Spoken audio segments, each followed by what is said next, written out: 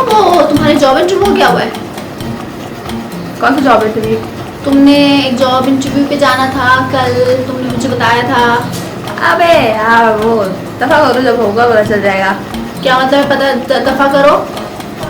क्या मसला क्या है तुम्हारे साथ? तुम्हें तो मुझे इतनी मेरी जॉब की टेंशन नहीं, तुम्हें किस बात की टेंशन है? चिल करो यार, लगनी होगी लग जाएगी। Hello everyone, my name is Larif Shafi and welcome back to my YouTube channel. तो आज जिस टॉपिक पे हम डिस्कशन कर रहे हैं वो है किसी भी रिलेशनशिप में किस तरह के रेड फ्लैग्स हो सकते हैं। अभी जो पहला सिनेरियो आपने देखा है वो ये है कि अगर बंदे के पास कोई फ्यूचर प्लानिंग ना हो, उसके पास कोई प्लानिंग ना हो, बिल्कुल वेला टाइप का लड़का हो, या इवन लड़की भी फॉर एग्जांपल है और बिल्कुल ही वेले टाइप के हैं, उनके पास कोई फ्यूचर प्लान नहीं है, उनका they don't see their self going anywhere. तो ऐसे बंदे के साथ रहना भी बड़ा अनप्रेडिक्टेबल होता है। बिल्कुल, क्योंकि आपका गुजारा जो है वो सिर्फ आई लव यू कह के तो नहीं होता ना सारी लाइफ। आपका गुजारा फिर इसी चीज़ पर होता है कि हाँ, फिर आप कंपैरिजन भी करने लगते हो कि उसका वाइफ या उसकी वाइफ या उसका हस्बैंड इतने वो अपनी लाइफ में इतने प्रोग्रेसिव है और मेरा वाला नहीं। तो फिर आपको वहाँ पे आपकी जो होती है मोहब्बत खत्म हो जाती है शादी के बाद वैसे भी। और अब्बा के पैसे पे रिलाई करने वाला भी मेरे ख्याल से सही नहीं होता कि उसका खुद भी प्लान होना चाहिए। भले उनके अब्बा बहुत कमाने वाले हो या आपके अब्बा बहुत पैसे वाले हो, पर फिर भी इंसान का अपना कोई प्लान होना चाहिए। और अगर ये आपके पास अपने रिलेशनशिप में ये वाला फ्लैग आपको नजर आता है तो please give it a second thought. Exactly.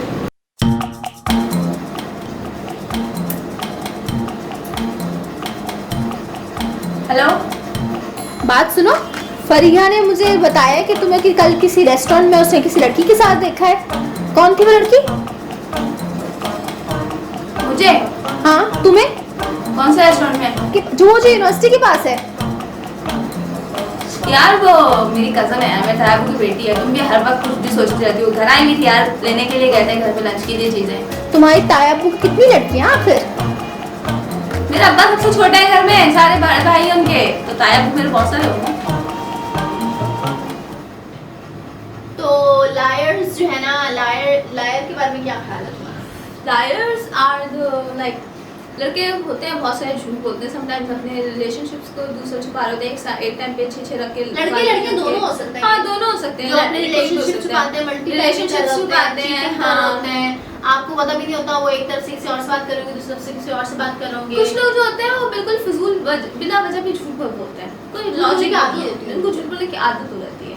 पर ऐसे लोग हो जाता है वो चीट भी करते हैं, फिर उनके साथ कमिटमेंट इश्यूज भी ऐसे लोगों के साथ हो सकते हैं कि वो आपके साथ कमिटमेंट इश्यूज भी करेंगे, फिर आपको झूठ बोलेंगे मेरी अम्मा को मैं तुम्हारे बारे में अपनी अम्मी को बताया तो मेरी अम्मी छत से छलांग मारने लग गई है, मेरी अम्मी को कैंसर हो गया, मुझे गुर्दे का कैंसर हो गया, या मुझे कुछ लोग ड्रामेबाजी लड़के ना, कुछ लड़के ड्रामेबाज भी होते हैं ना, झूठ भी बोलते हैं फिर रोना भी शुरू कर देते हैं आगे से, ताकि अगला उस पर ट्रस्ट करने लगते हैं, सिंपैथी गेन करने के लिए। तो ये लड़के जो होते हैं ना सबसे ज्यादा खराब टाइप। लड़कियां कोई भी हो सकता है। देखिए अगेन ये चीज ना किसी में भी हो सकती है, कोई एक्शन नहीं होगा, वो झूठ बोल रहे होंगे, झूठ पे झूठ बोल रहे होंगे, उनकी लाइफ आपको कोई एक्शन नजर नहीं आ रहा होगा, प्रैक्टिकली आपको आपसे वो प्यार करते हैं, सब आप सिर्फ बातों में सुन रहे होंगे, फलसफे होंगे खाली, और जो है ना एक्चुअली प्रैक्टिकल आप कोई नहीं देख पा रहे होंगे। हाँ। तो ये जहाँ पे कोई प्रैक्टिकल इम्प्लीमेंटेशन करने का टाइम आएगा वहाँ पे वो पीछे हट जाएंगे, वो झूठ भी मारेंगे, फिर उनकी अम्मा को भी कुछ हो जाएगा, फिर उसको खुद भी हेपेटाइटिस हो जाएगा और 50 चीज हो जाएंगी। तो ऐसे बंदे से या बंदी से जो भी अगर आपकी लाइफ में है और वो बहुत ज्यादा कॉन्स्टेंटली झूठ बोलते हैं और आपने बहुत ज्यादा झूठ पकड़े भी उनके, there is no point to stick to that person, please move on.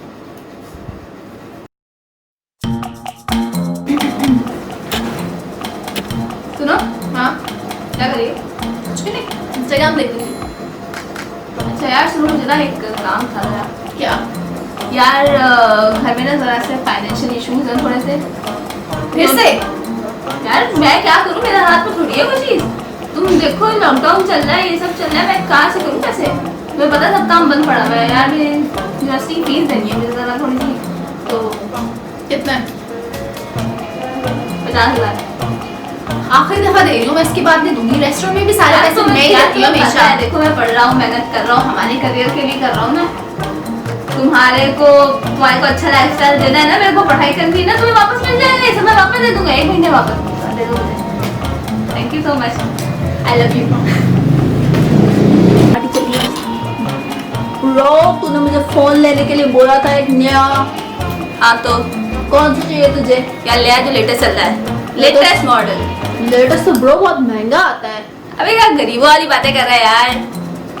Bro तेरे को अपने भाई का कैलिबर नहीं पता है क्या? जाके लेकर अच्छा वाला महंगा वाला लेटेस्ट मॉडल भाई के क्लास के हिसाब से। Okay bro. तो ये वाला कैरेक्टर जो है ना, जो पैसे लेने वाला कैरेक्टर है कि जो सबसे ज्यादा आपसे बेगैरत है। हालांकि हमने देखे हैं ऐसे लड़के, ऐसी लड़कियों के साथ, ऐसे मैंने देखा है मेजॉरिटी केसेस में ऐसा होता है। मैंने सिचुएशन देखी है जहाँ पे लड़के जो है लड़कियों से पैसे मांगते हैं। मतलब इवन मैंने लड़कियां भी देखी हैं ऐसे जो बहुत ज्यादा गोल्ड डिगर काइंड ऑफ होती हैं, जो आपसे बार बार पैसे मांगती हैं कि मुझे फोन ले दो, मुझे ये ले दो, फलां के बॉयफ्रेंड ने तो उसको ये लेके दिया, तुमने तो मुझे ये लेके नहीं दिया। और जो है लड़कियां इवन ऐसी होती, लड़के ऐसे होते हैं कि कभी वो पे नहीं करेंगे, वो इवन आपसे पैसे मांगेंगे अपने फाइनेंशियल इश्यूज बता के, अपने मसले बता के, या कुछ भी झूठ बोल के कि जो है ना मुझे पैसे चाहिए, मुझे पैसे दे दो।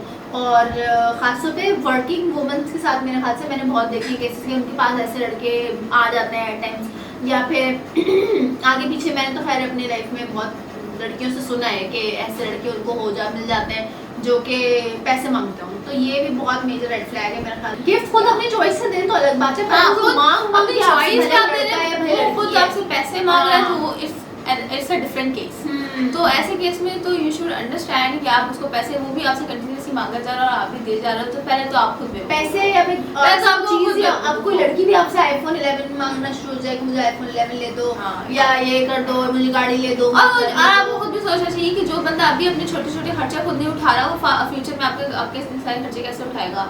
आपके खर्चे छोड़े यार, अच्छा नहीं लगता ना। मतलब मुझे नहीं लगता ऐसे लोग कोई लॉयल होते हैं कि आपके साथ उनको जिंदगी हाँ। गुजारनी होती है, सिर्फ पैसे के पीछे आप, चाहे वो लड़की हो चाहे वो लड़का हो, हाँ, किसी को कोई भी भी, ना। वो सिर्फ पैसे के पीछे आपके साथ है। अगर आप पैसे देना बंद कर देंगे तो वो भाग जाएंगे, they will ghost you out.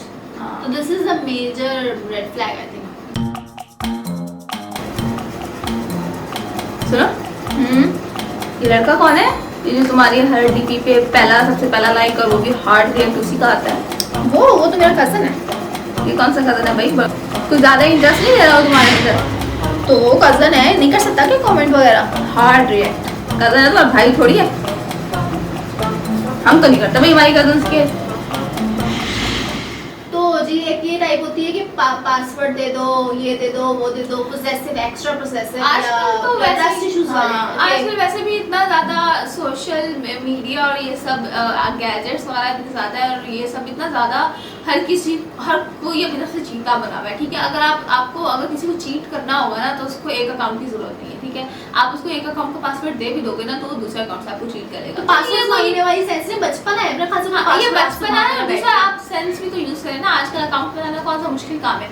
तो अगर आप किसी को इस बेस पे ट्रस्ट कर रहे हो कि उसका पासवर्ड मेरे पास है, तो आप तो सबसे बड़े बेवकूफ हो। इवन आपको किसी लड़के ने अगर किसी आपके बंदे ने आपको दिया हुआ है फेसबुक पासवर्ड, इंस्टाग्राम पासवर्ड, और आपको सब कुछ दिया है, एक्सेस दिया हुआ है, तो इसका मतलब ये नहीं है कि वो 100% कोई फरिश्ता इंसान है, ऐसा कुछ नहीं। पर ये वाला केस तो ये है ना कि आपसे कोई पासवर्ड मांग रहा है आपने, तो ये मेंटल टॉर्चर होता है कि कॉन्स्टेंटली आप। मैं दोनों के केस में बोल रही हूँ, अगर लड़की भी लेके बैठी हुई और समझ रही है कि लड़का लॉयल है, टॉर्चर है, स्ट्रेस है।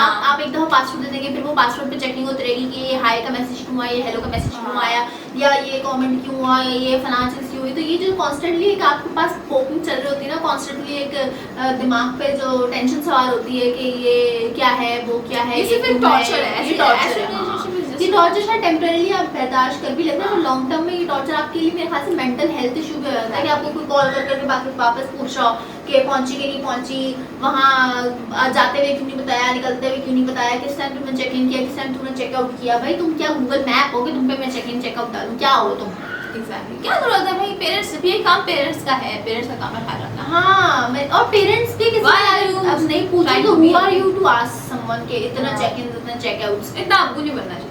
अब्बू हाँ। तो अब बेसिकली आपने शादी करनी है होती है, तो वो आप बेसिकली अपने फादर फिगर नहीं ढूंढ रहे होते आप जो ढूंढ रहे हैं वो एक loyal soulful kind of soulmate ढूंढ रहे होता है इंसान।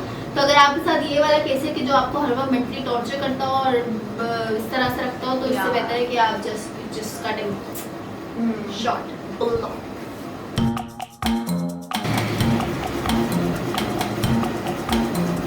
हेलो, हाँ हेलो, इंटरव्यू कैसा हो तुम्हारा?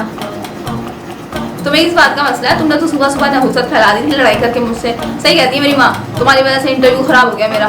मेरी वजह से कैसे इंटरव्यू खराब हो गया तुम्हारा? तुमने तैयारी तो की ही नहीं थी। मैं तुम्हें कह रही थी कितनी दफा कि तुम तैयारी कर लो इंटरव्यू देने से पहले। ओ बहन, इतना पढ़ा लिखा है मैंने, इतने साल लगाए, 4 साल यूनिवर्सिटी में लगाए, ऐसे झक मार के थोड़ी लगाए हैं मैंने। सही कहती मेरी अम्मा, तुम तो जब से मेरी लाइफ में आई हो ना, लाइफ में मनूसियत ही छाई हुई है। कब से बात नहीं करना मुझे, अभी मेरा दिमाग ना खराब करो। तो जी ये जो टाइप है ब्लेम गेम गाय वाली, वो ये वाली टाइप जो है ना, ये भी बड़ी आसमान से उतरी होती है। इनकी लाइफ में कोई अचीवमेंट नहीं होती, कोई इनकी अपनी कोई चीज़ नहीं होती इनके पास ना करने के लिए। तो ये जो है ना हर चीज़ का ब्लेम आप पे लगा देंगे। इनकी लाइफ में कुछ भी गलत होगा, तुम्हारा बेकसूर है। मेरी लाइफ में गाड़ी का शीशा टूट गया, तुम्हारी कसूर है। तुम लड़ाई की थी मेरे साथ तो मेरे साथ आज ये हो गया, तुम लड़ाई की थी तो मेरे साथ फलां हो गया, तुमने मुझे टोका, इस वजह से मेरा इंटरव्यू, तुमने इंटरव्यू की तैयारी नहीं की ना भाई। तुम इंटरव्यू की तैयारी करो, तुम खुद कैपेबल नहीं हो। लड़की पे क्यों इल्जाम लगा रहे हो, या लड़के पे भी इनफैक्ट क्यों इल्जाम लगा रहे हो? अगर आप लड़की हैं तो वो ब्लेम गेम जो होता है ना कि हर चीज का blame उस खुद पे टाइप डाल के दो। लोग होते हैं कि फेल हो जाते हैं, फिर बोलते हैं कि वो मैट्रिक बोर्ड वालों ने मेरे साथ बुरा किया है, वो इंटर बोर्ड वालों ने मेरे साथ ये किया है। हाँ। खुद नहीं देखेंगे कि सारी जिंदगी वो अपने पढ़ा फेलियर का ब्लेम दूसरे को हाँ। डालते हैं। और वो एक और चीज भी होती है कि वो अपनी तरफ से इनपुट नहीं दे पा रहे होते रिलेशनशिप में पूरे तरीके से, और जो है they are not emotionally available, they are not available at all. सही है, फिर उसके बाद ना वो आप पे ब्लेम डाल देंगे, तुमने मुझे कॉल नहीं की इस वजह से, मैंने कॉल नहीं की, तुमने मुझे मैसेज नहीं किया। भाई तुम कर दो ना, तुम कर देते। या फिर वो आप इतने बड़े बड़े पैराग्राफ उनको लिख के भेजेंगे तो वो आपको आगे से दो जवाब देंगे, जी। दिल तो मेरा करता है थप्पड़ मार दे इस बंदे पे जो मुंह करे आगे से। भाई पूरा 50 पैराग्राफ तुम्हें लिख के दिए, तुम जवाब दो ना इस बात का। ये क्या तरीका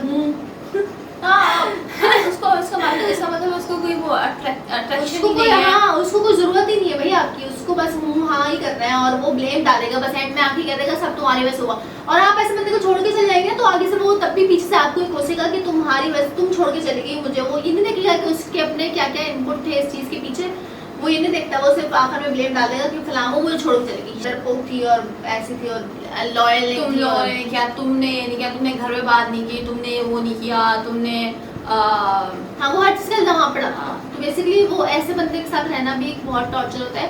मुझे लगता है अगर इस तरह का लाइफ में कोई है तो please you need to think it out, think out.